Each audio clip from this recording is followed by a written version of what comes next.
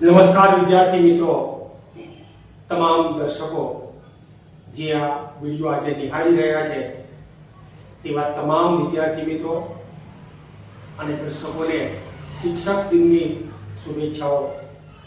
મિત્રો, શિક્ષક દિન એ ગુરુ અને શિષ્ય વચ્ચેના સંબંધો જે છે એને દર્શાવતો એક મહત્વનો દિવસ આજે 5મી સપ્ટેમ્બર ના રોજ છે। મિત્રો, સારો શિક્ષક કોને કહી શકીએ આપણે? જે અંધકારમાંથી પ્રકાશ તરફ લઈ જાય છે। મિત્રો,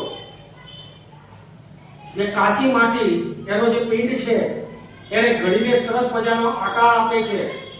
વિદ્યાર્થી એ કાચી માટીનો પિંડ છે। જ્યારે પણ એ વર્ગમાં પ્રવેશ કરે છે અથવા તો ભૂતકાળમાં આશ્રમોમાં પ્રવેશ કરતા ત્યારે એક પિંડ તરીકે, એક અબુદ્ધ બાળક તરીકે એ દાખલ થાય છે અને સારા શિક્ષકો એને સારા પાઠ ભણાવીને, સારા સંસ્કારોનું સિંચન કરીને એક સરસ મજાનો આકાર આપે છે મિત્રો, અને દેશનો એક આદર્શ નાગરિક બનાવે છે। શિક્ષકનું કાર્ય અંધકારમાંથી પ્રકાશ તરફ લઈ જવાનું છે। શિક્ષકનું કાર્ય શિષ્યના મગજમાં જ્ઞાનની જ્યોત પ્રગટાવવાનું છે। મિત્રો, તો અહીંયા આપણે સમગ્ર શિક્ષકો, સમગ્ર દેશના જે શિક્ષકો છે એ તમામને મિત્રો આ દિવસ નિમિત્તે ખૂબ ખૂબ હૃદયપૂર્વકના અભિનંદન અને વંદન મિત્રો। કારણ કે વિદ્યાર્થીઓને એક જ્ઞાન પીરસે છે, વિદ્યાર્થીઓના જીવનમાં એ રાહબર બને છે, એક માર્ગદર્શક બને છે।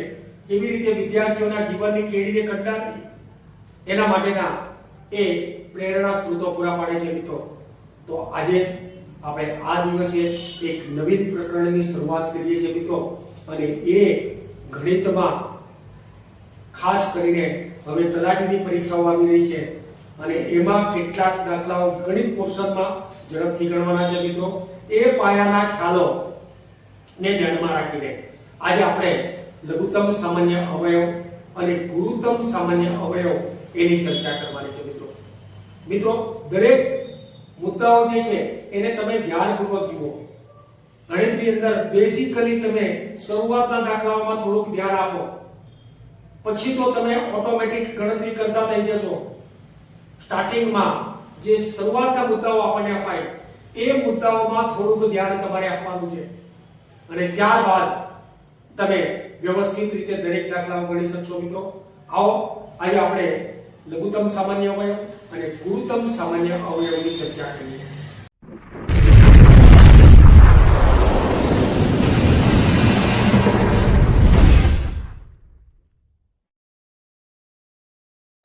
મિત્રો, વિડિયોની શરૂઆત કરતા પહેલા આપણે આ વિડિયોને અંત સુધી જોઈશું। એને લાઈક, શેર અને સબસ્ક્રાઇબ કરવાનું ભૂલવાનું નથી મિત્રો। અને અહીંયા આપણે જોઈએ છે કે કોઈ રકમ આપણને આપેલી છે અને એ રકમ છે 20 મિત્રો, 20।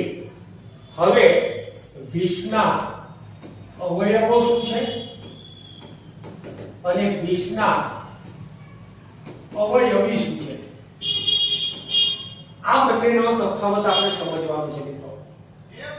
જ્યારે 20 ના અવયવોની વાત કરીએ છીએ ત્યારે 20 જે રકમ છે એને કઈ રકમ વડે તમે ભાગી શકો, કઈ રકમ વડે એને ભાગી શકાય, તો એ તમામ રકમો જે છે એ એના અવયવો છે। અહીંયા આપણે જોઈએ છે કે 20 ને 1 વડે ભાગો ત્યારે 20 આવે, 20 ને 20 વડે ભાગો ત્યારે 1 આવે, 20 ને 2 વડે ભાગો ત્યારે 10 આવે, અને 20 ને 10 વડે ભાગો ત્યારે 2 આવે, 20 ને 4 વડે ભાગો ત્યારે 5 આવે, અને 20 ને 5 વડે ભાગો ત્યારે 4 આવે। તો અહીંયાથી આપણે જે કઈ રકમો છે એને આ રીતે યુ આકારે જ્યારે લઈ લઈએ તો એ એના અવયવો છે। એટલે કે દરેક અવયવો 1, 2, 4, 5, 10 અને 20 આ તમામે તમામ મિત્રો એના અવયવો છે।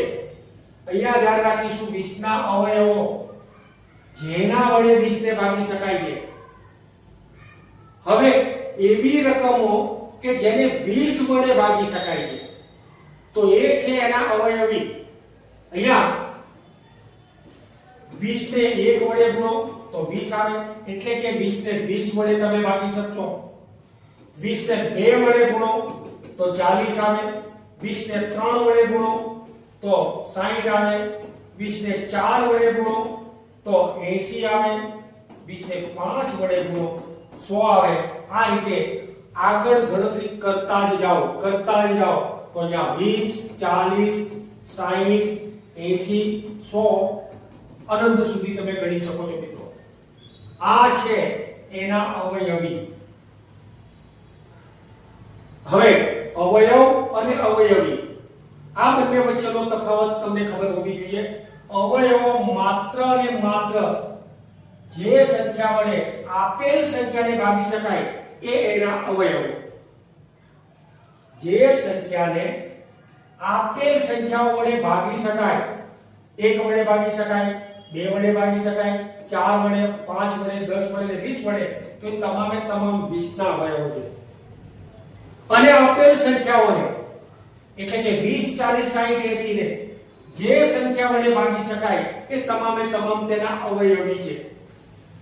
અહીંયા આપણે એવું કહી શકીએ કે 20 અને 5 તો 20 જે છે એ 5 નો અવયવી છે. શું છે મિત્રો? અવયવી. 20 જે છે એ 5 નો અવયવી છે, પણ 5 જે છે એ 20 નો અવયવ છે. અવયવ એક અંગ, એનો એક ભાગ છે કે જેના વડે 5 વડે 20 ને ભાગી શકાય છે. અહીંયા આ એ અવયવ છે 5, આ જે છે એ અવયવ છે. આ અનુસંધાનમાં આપણે સમજીશું. તો અહીંયા એક વસ્તુ ક્લિયર થાય છે કે અવયવ એટલે શું, અવયવી એટલે શું. હવે બીજી વસ્તુ આપણે ક્લિયર કરીએ કે લઘુત્તમ અને ગુરુત્તમ. આ બે શબ્દોનો ભેદ આપણે સમજીશું. લઘુત્તમ જે છે, લઘુ એટલે નાનું, તો નાનામાં નાનું, અને ગુરુત્તમ જે છે એટલે મોટામાં મોટું. અહીંયા લઘુત્તમ ન્યૂનતમ એટલે નાનામાં નાનું, અને ગુરુત્તમ એટલે મહત્તમ અથવા મોટામાં મોટું. ગુરુ શબ્દ જે છે મોટું, લઘુ એટલે નાનું, લઘુબંધુ નાનો ભાઈ, અને ગુરુ જે છે એને આપણે મોટા તરીકે ઓળખીએ છીએ. તો લઘુ એટલે નાનું, લઘુત્તમ નાનામાં નાનું, ગુરુત્તમ મોટામાં મોટું. આના પરથી લઘુત્તમ સામાન્ય અવયવ, લઘુત્તમ એટલે કે નાનામાં નાનો, સામાન્ય એટલે કે જેટલી પણ રકમો આપેલી છે તમામમાં હોવું જોઈએ, અને અવયવી અહીંયા ખાસ શબ્દ યાદ રાખજો, લઘુત્તમ સામાન્ય અવયવી એટલે લસાઅ. લઘુત્તમ સામાન્ય અવયવી. અને ગુરુત્તમ શબ્દ જ્યારે વપરાય છે ત્યારે અવયવ શબ્દ વપરાય છે. ગુરુત્તમ સામાન્ય અવયવ, લઘુત્તમ સામાન્ય અવયવી, ગુરુત્તમ સામાન્ય અવયવ. તો લસાઅ અને ગુસાઅ આ બે બાબતો જે છે એ બે બાબતો ઓલરેડી આપણને ક્લિયર થઈ જાય મિત્રો. સૌપ્રથમ તો અવયવો એટલે જે તે સંખ્યાના ભાગો છે, જે તે સંખ્યાના ગુણકો છે એ બધા એના અવયવી છે. ભાગો એ અવયવો અને ગુણકો એ અવયવી. હવે અહીંયા ગુણકો ઉપરથી જ્યારે શોધીએ છીએ ત્યારે આપણે લસાઅ શોધીશું, અને એના ભાગ એના અંગો છે એની ઉપરથી શોધીશું ત્યારે આપણે ગુસાઅ શોધીશું. તો આ પ્રમાણે ગુસાઅ અને લસાઅની ગણતરી કરવાની છે મિત્રો. અહીંયા આપણે જોઈએ કે બે રકમો આપેલી હોય, અને એ બે રકમો આપણે જોઈશું. સરસ મજાની સરળ રકમ લઈ લઈએ કે 25 અને 20 આપણને આપેલા છે. બે રકમો આપેલી છે 25 અને 20. હવે અહીંયા તમને એક સાદી રીતે કીધું છે, બંને અલગ અલગ રીતે લસાઅ પણ શોધી દો અને ગુસાઅ પણ શોધી દો. બંને શોધવા છે.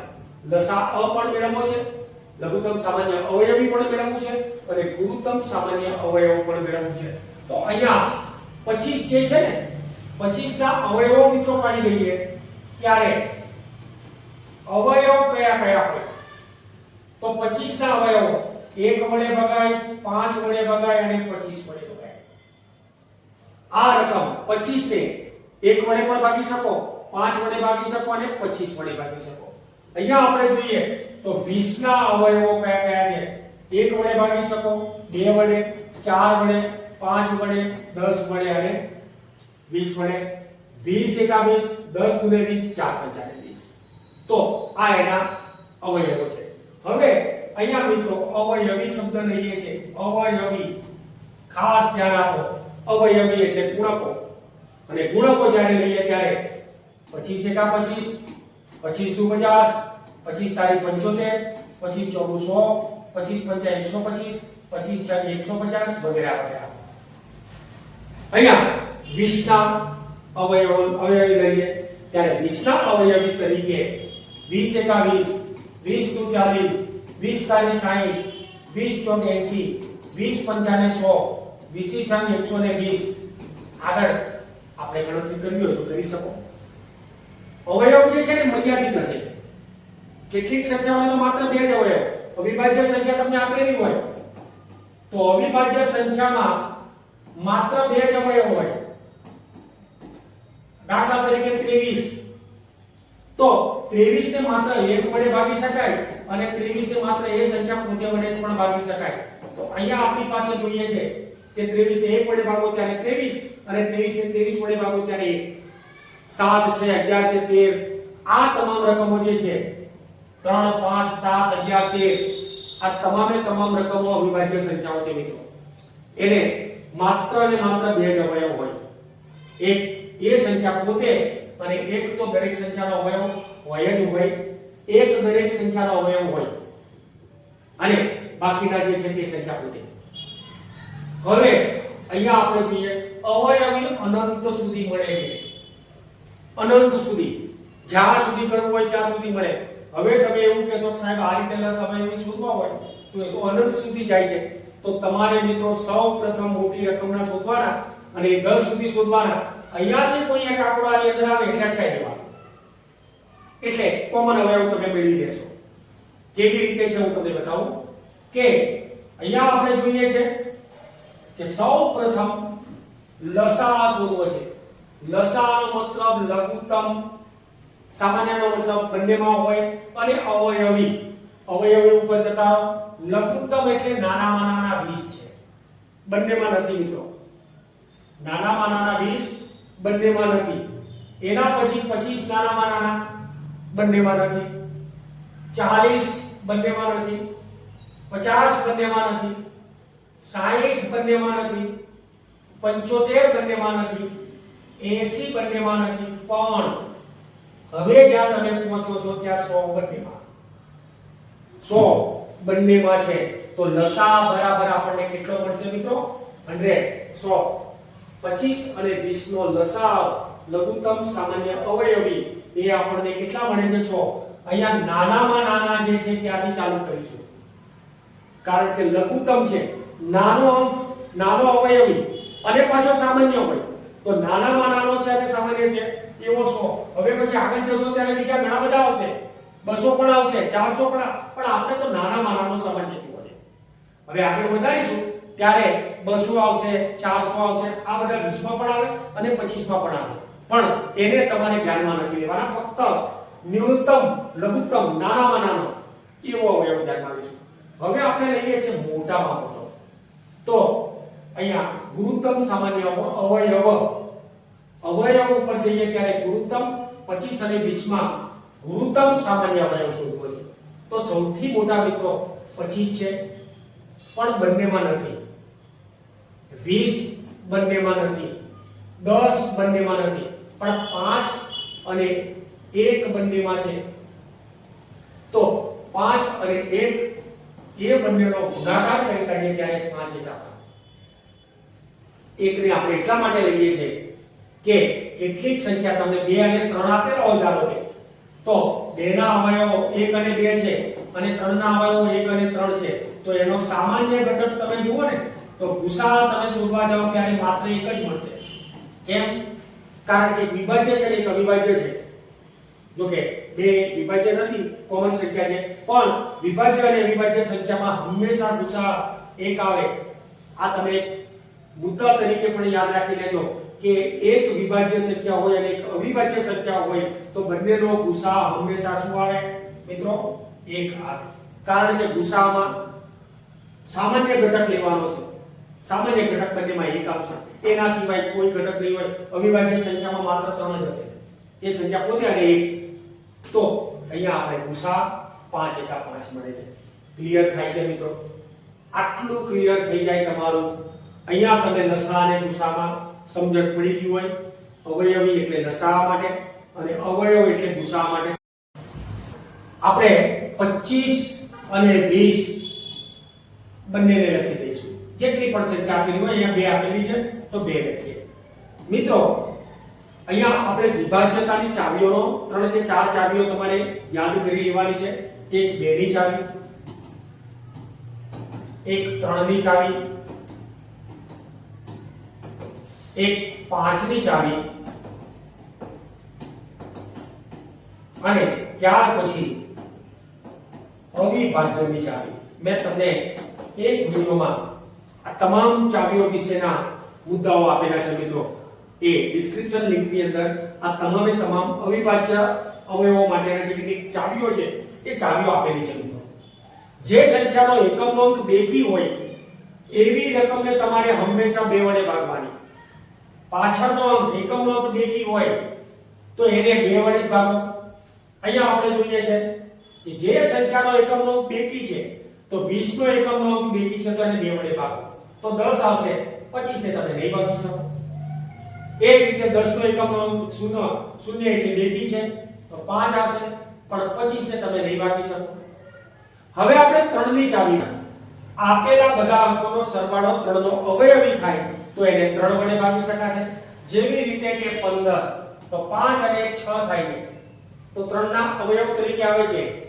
તો 3 વડે એને ભાગી શકાય 3 નો ગુણક છે માટે 15 ને 3 વડે ભાગી શકાય તો 3 ની ચાવી આપણે લેવાની છે ધારો કે 123 3 ને 2 5 ને 6 તો આવી રકમમાં 6 થાય છે માટે 6 ભાગ્યા 3 2 મળે તો એને 3 વડે ભાગી શકાય પેલામાં 2 4 6 8 કે 0 એકમના તરીકે હોય તો 2 વડે ભાગી શકાય હવે આપણે લેવાની છે 5 ની ચાવી જો 2 ની ચાવીથી તાળું નથી ખુલતું 3 ની ચાવીથી નથી ખુલતું તો હવે પછી કોનાથી ખોલવાનો પ્રયત્ન કરો 5 ની ચાવીથી ખોલી નાખો એને 5 ની ચાવી શું છે એકમનો અંક 0 કે 5 પણ મિત્રો અહીંયા 0 નહીં કહીએ કેમ કારણ કે 0 તો બેમાં વપરાઈ ચૂક્યો છે તો હવે આપણે એવું વિચારવાનું કે એકમનો અંક 5 હોય તો એને કેટલા વડે ભાગો 5 વડે અહીંયા જોઈએ 3 ની ચાવી 2 ને 5 7 થાય છે અહીંયા 2 થાય છે બંનેને 3 વડે નહીં ભાગી શકાય તો કેટલા વડે ભાગીશું હવે 5 વડે ભાગીશું તો 5 વડે ભાગો તો 25 ને 5 વડે ભાગો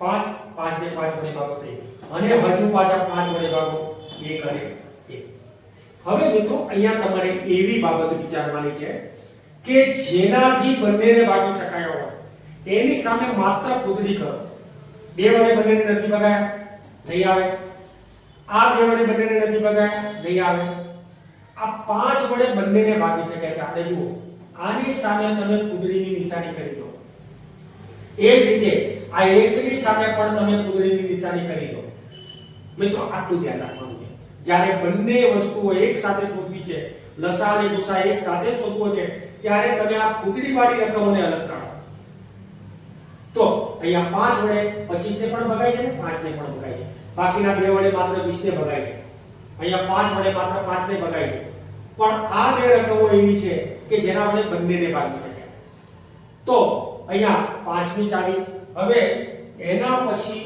આ 3 ચાવી જો લાગુ ના પડે ને મિત્રો તો તમારે 7 11 13 17 19 એ રીતે 97 સુધીની તમામે તમામ અવિભાજ્ય સંખ્યાઓ છે એ સંખ્યાઓ તમારે લઈને ભાગાકાર કરતા જવાનું છે મિત્રો અને એ તમે થોડુંક નોલેજ જોડાવશો તો પાછળનો આંકડો 3 હશે ત્યારે એને 7 વડે ભાગી શકાશે આવી કઈ કેટલીક ટેકનિકો આપણે યાદ કરી લઈશું જેમ જેમ દાખલાઓ આવતા જશે એમ જોતા જઈશું મિત્રો તો કઈ રકમ વડે ભાગવું તમને ખબર પડી જશે ઓટોમેટિક જેટલી પ્રેક્ટિસ કરશો એટલી વધારે ખબર પડે અહીંયા આપણે જોઈએ કે જ્યારે પણ મારે લસા શોધવો છે આ રીત પ્રમાણે લસા શોધવો છે તો લસામાં હું શું કરીશ મિત્રો 2 વખત બગડા અને 2 વખત પાછળનો ગુણાકાર લઈશ અને ગુસાઅ મારે શોધવો છે તો ગુસાઅમાં માત્ર ને માત્ર ફૂદડી વાળા 1 અને 5 ને લઈશ. તો અહીંયા જ્યારે ગુણાકાર કરું છું ત્યારે 2 × 4 = 20 × 100. તો મિત્રો 100 એનો લસા આપણને મળી ગયો. એ જ રીતે અહીંયા 5 × 5 તો 5 એનો ગુરુત્તમ સામાન્ય અવયવ એટલે કે ગુસાઅ મળી ગયો. અહીંયા તમને બે ટેન્કર આપેલા છે. એકમાં 850 લીટર અને એકમાં 680 લીટર કેરોસીન સમાય છે અને તેની ગુંજાશ માપવા માટે વધુમાં વધુ કેટલા લીટરનું કન્ટેનર આપણે મેળવી શકીએ. મિત્રો પહેલું કન્ટેનર છે તો પહેલું કન્ટેનર એ 850 લીટરનું છે. અહીંયા આપણે જોઈએ છે પ્રથમ કન્ટેનર આપણને મળે છે 850 લીટરનું. આપણે ઘનાકાર ટાંકી. બીજું જે છે ટેન્કર અને એ ટેન્કરમાં તમને 680 લીટરનું પેટ્રોલ સમાય છે એવું આપણે કહી શકીએ. એકમાં 850 લીટર છે અને એકમાં 680 લીટર છે. હવે આ બંને ટેન્કરોનો ગુંજાશ માપવા માટે એક કન્ટેનર બનાવવું છે, એક માપિયું બનાવવું છે. તમે કેરોસીન માપવા માટેનું આવું એક માપિયું જોયું હશે મિત્રો, આ પ્રકારનું. અને એ માપિયું આપણે બનાવવું છે કે જેનાથી તમે પૂરેપૂરી પાણી અંદર ભરી શકો. દાખલા તરીકે 17 55 85 આપણે લઈએ ત્યારે 17 લીટરનું જો હોય ને તો આને ભરી શકાય છે. 17 ચોક 68 આને ભરી શકાય. આ નોર્મલી મેં એક ઉદાહરણ આપું છું તમને. આવું મોટામાં મોટા કેટલા કન્ટેનરો વાપરો કે જેનાથી શૂન્ય આવે. તો મિત્રો આ શોધવા માટે તમારે શું કરવું પડે? તો તમને એ તો ખબર પડી કે 850 અને 680 નું માપ લેવાનું છે અને એ કન્ટેનર નાનું મળે છે. વધુમાં વધુ કેટલા લીટરનું કન્ટેનર માપી શકાય? આ વધુમાં વધુ એટલે ગુરુત્તમ. તો મિત્રો 850 અને 680 ના સરસ મજાના અવયવો પાડી દેવા છે. પહેલા તો એને 2 વડે ભાગો.